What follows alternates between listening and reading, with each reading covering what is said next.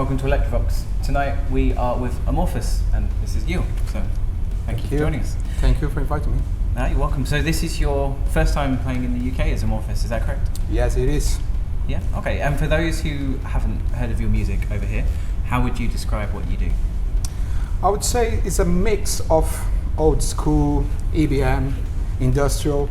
With Amorphous, I tried to kind of introduce some new elements as well with the kind of modern electronic music. And even the name, when I choose the name or something I want to be like, with no form or shape, but of course you need to be careful because you need to find your audience. So if you are too open, you're not going to have the exact audience that you want to have. But yes, in the past, in the 90s, I had a project called Morgue, what was when I was living in Brazil, and it lasted for 10 years. And I remember as Morgue, even took part with Hocico in a compilation that time. And then 10 years later, when I moved to the UK, I just decided to create Amorphous and make a solo project. Yeah, okay. And so where you were just saying you want your music to be open so that it can change, is that hence the name? Yeah, I mean, I also as a producer, I used to make some kind of psychedelic trance, and I made a track for a movie in Brazil that was more into psychedelic trance and lounge, chill out music. So that kind of experience, it gave me more ideas, and I was more open with the production itself. So that's why I didn't want just to sound the same as Morgue. So with Amorphous, it's still kind of old school electro, EBM, but I try to put some kind of techno or kind of new industrial elements in it. Nice, okay, wonderful. And what moment when you were younger did you decide that making music was what you wanted to do? Since very young, I was impressive about music, and of course when I first kind of listen to some kind of electronic music like Kraftwerk or Gary Newman, when things start to show up in me, like say, wow, this is something different than just a guitar and acoustic drums. And I tried to learn how to play the guitar and the piano, but I wasn't good. So when I saw the electric drums, everything changed in my mind. I said, you know what, I'm just gonna try to use sequences and program, and maybe I'll learn the music in the future. And that's a kind of what's happening yet, because I can't say that I'm a musician, that I play an instrument, but I know a lot about music, I have good ears to tell me what I can combine together and when the notes are working together. And of course, every day learning, every day I'm trying to watch YouTube videos about music production and also about music theory, everything that will help me to be a better producer. Okay. So what do you think are some of the easiest things when it comes to making music for you, and what have been some of the hardest things for you? I still think it's quite hard, although maybe it's going to change now with AI. It's still like to create lyrics, and I'm not exactly the kind of singer I want to be, because maybe I'm really good to make my music as the body of the music, but when is it time to make lyrics and merge it into my music, I still find it's quite hard. It's the most of the time when I'm spent more time and try to make it better, and is when I don't feel like I'm really 100%. So it takes long until I finalize the track and say, okay, now the vocal is working with this track. So I still, I decide to be a solo project, but sometimes I still wish I was gonna find a vocalist or someone to work together. But what sort of vocalist are you looking for? I'm not looking for, but again, yeah, it would be something that sounds not so aggressive, but in a way that can express quite good and good ideas about the lyrics. As I mentioned, AI nowadays is very easy. You just put the subject there and they give you all the lyrics.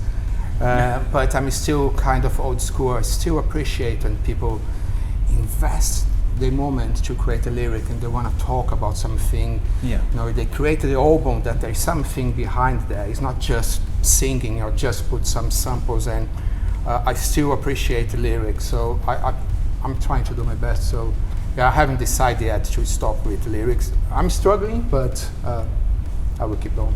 Yeah, all right, perfect. And playing tonight in the world famous Slimelight London. So have you ever been here before? And I have been here many times before. To be honest, the last time I've been here, but I think wasn't Slimelight, was just Elektrowerkz, and then I came to watch Dive Leather Strip, I can't remember. But I used to come very often, like 10 years ago. I slowed down going to clubs. I prefer nowadays just to go to live music. But for me, it has been always a dream, and I'm really impressed that finally being invited, and I'm really glad that I will be playing tonight. So, okay, cool. I mean, cool. Where's been your favourite place to play so far? Since the 90s with Morg and with Amorphous, I realized Germany is kind of the place where Amorphous is more accepted. I've been there playing many times, and when I went to play the first time, I left Brazil in 1995, was to play in Germany and Slovakia. So I'm still playing there. Last time I played there was just after the lockdown, and last year in November as well. And I have a few gigs booked for this year. So it's still, Germany is still the place where they connect more with my past and my new music. But hopefully from now on, the UK will also know Amorphous. Okay. And what is it that draws you into this scene of music and this particular scene of crowds?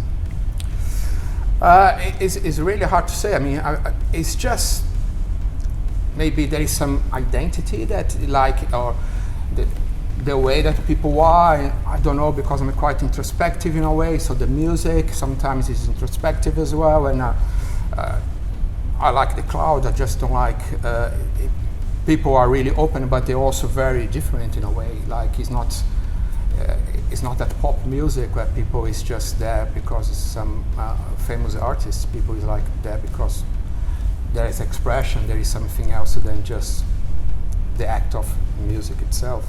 It's a lot more personal and exactly. social, isn't it? Yeah. Yeah. Okay. And what's been your happiest moment in your music career so far? It was just after lockdown when I was about to have a big tour booked, but unfortunately the lockdown pushed me down as well. And yes, I remember playing in Erfurt, a festival with people I knew from the past and new people. So to reconnect to my music after so many years since I'm leaving UK, and then that night was really special. And have you had a particular moment with a fan so far that's been particularly memorable for you? Sometimes I'm really surprised when I meet someone that I wouldn't expect to come with a very old subject about music I did in the past, or just some even comment about the music I made for the film. It was a psychedelic trance, because I never associated that with my name as Amorphous or Gil from Morg, but it was more like with the psychedelic time I was making music for money. I was trying to be a music producer, not just play. Because now, I mean, I try to make music and express my best without expecting to make money with it, because I have my job, unfortunately. But of course, if we can combine both, would be my dream. But it's working the way it is. So yeah, I mean, there has been recently a lot of industrial music where people have started mixing inside trance. For instance, Technovore has started adding trance into industrial. So if you were to put them together, would you do that with Amorphous, or would you do that with Morg, or start a new project? I mean, always open. I mean, I wish I had more time. Sometimes, like I'm listening to so many new albums and new things, and then my mind is just like everywhere. I say, oh, I want to make that kind of music now. I want to do that. So I'm still like holding myself, like to try to focus on Amorphous. Otherwise, you have too many ideas and you end up again change your music too much. So, yeah, okay. But I'm always open. I think if I have some kind of invitation where I need to work with someone, it would be nice as well. Yeah, who would you like to work with if you had the chance? Again, I always think of old school, of course, because it's the music that I start to listen to. But it doesn't matter. I mean, I'm open. I mean, if it's any artist that sounds that I appreciate the music, I would be keen to do something. Yeah, all right, fantastic. Well, hopefully we do see some of that, because there's always really good things that come out of collaborations. That'd be nice. So what's going on with your music now? Do you have anything planned for release soon? Are you working on anything? No, since my last album was released, when was it? Was just after the lockdown. I can say that now I'm first standby for nearly a year. I'm just trying to try as many gigs as possible, and also try to think about making my gig a little bit more complex, and bring new elements as well, and make something more attractive for the audience, because I felt the first gigs I was just doing kind of playback and singing on it, and so I think maybe after summer I will start again in my studio, and I would then put some effort to make a new album for next year. Yeah, okay, cool. And just a couple more. So this has been a very strange year. It's been a very strange few years. Do you have any strange, silly or serious predictions for what might happen by the end of the year? As I mentioned about AI, I can see that now it's very easy for even like a deceased start to play old track. You know, the people are making voices, for example, Kurt Cobain, and take something that was recorded before and putting together, or even taking like old voice of Paul McCartney and change it for his new song. So I think there will be this kind of thing, the same as happened with Spotify, where all this kind of AI music, you're gonna have a band like Amorphous, but they're gonna have Amorphous AI version, where there is no need for someone to sing for you. You're just gonna put the lyrics there and the music will be ready. And then Spotify and all this kind of, everyone that's either Tinder or whatever, they all will kind of create their own artists. They will not need to pay artists anymore, because they're gonna find some good producer to make music, and then they'll choose the voice they want, and nobody is gonna be able to tell them this music sounds like Prince or sounds like Beatles, because it's not Beatles and not Prince. These people are not alive anymore. So I think this is gonna create a big noise. Yeah. I can see that for next year, or maybe in 3 years, it's gonna be a big thing. The AI voice will be so identical to original singer that will be really hard to identify what was done by a machine or by a person. Cause a lot of problems. Yeah. Okay. And very lastly, Gil, do you have anything you'd like to say to your fans? I'm really glad I'm playing tonight, and I hope the audience will enjoy my music, and I'll be invited to play again.